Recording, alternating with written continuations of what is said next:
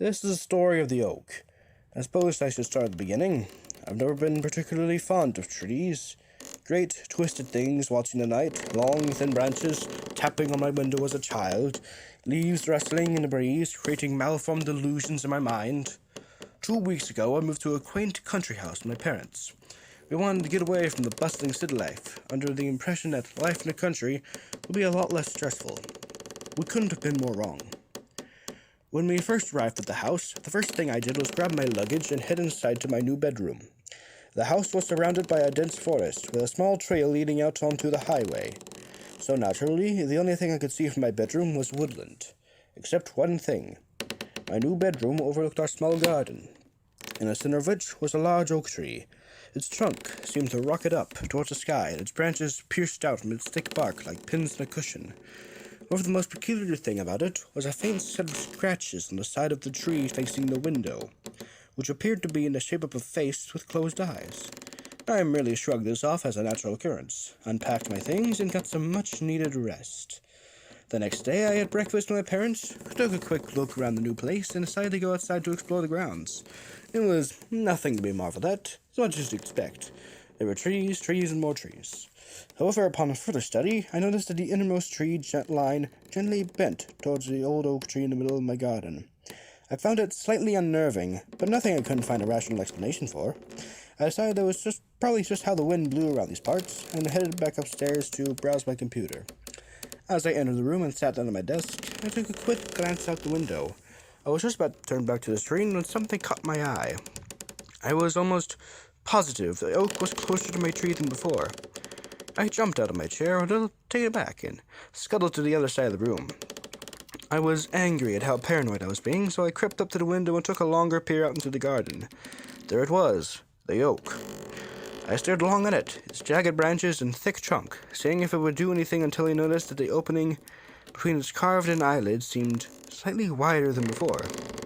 I'd had enough at that point. I went downstairs to tell my mother about the tree, and she told me I was just seeing things and suggested I should take to my bed a little earlier that night. I agreed. I logged off my computer at 9:30 and decided to get some sleep. I shut the curtains, lay down, and closed my eyes. At 3 in the morning, I woke with a start, the sound of frantic whispering. I could hear the trees outside rustling, the words, "Beware the oak," bouncing around in my head, causing a dreadful migraine. I stopped dead when I looked at a window. The curtains were drawn back, and the oak was staring at me, eyes wide open and gaping like manholes, his wooden mouth carved into an open grin.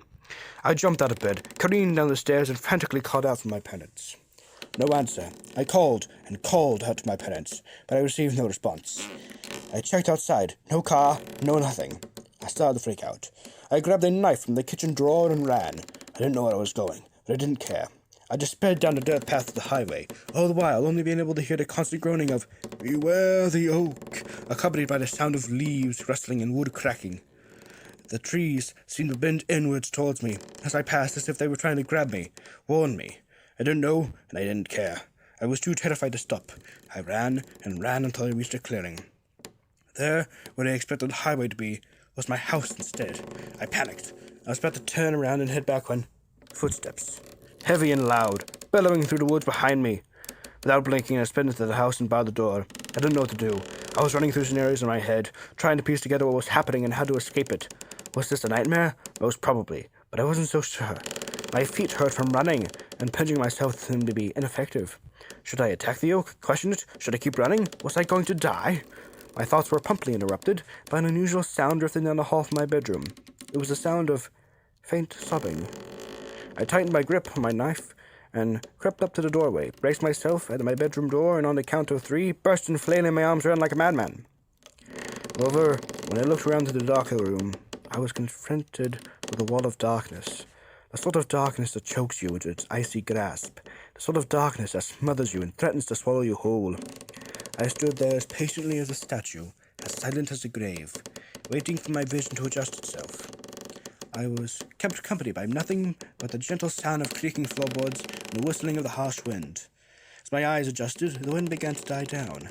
I glared through the fluttering curtains, knife in hand, only to see that the old oak had returned to normal. I was baffled. I stole back and the knife dropped to the floor, glinting in the moonlight. As I regained my footing, my parents burst into the room, asking me if I was all right, running over and holding me, checking me for cuts and bruises. That was 2 weeks ago, and every night since, the oak has edged closer and closer to my bedroom. I'm afraid to sleep. I'm afraid to go into my room. I'm even afraid to close my eyes.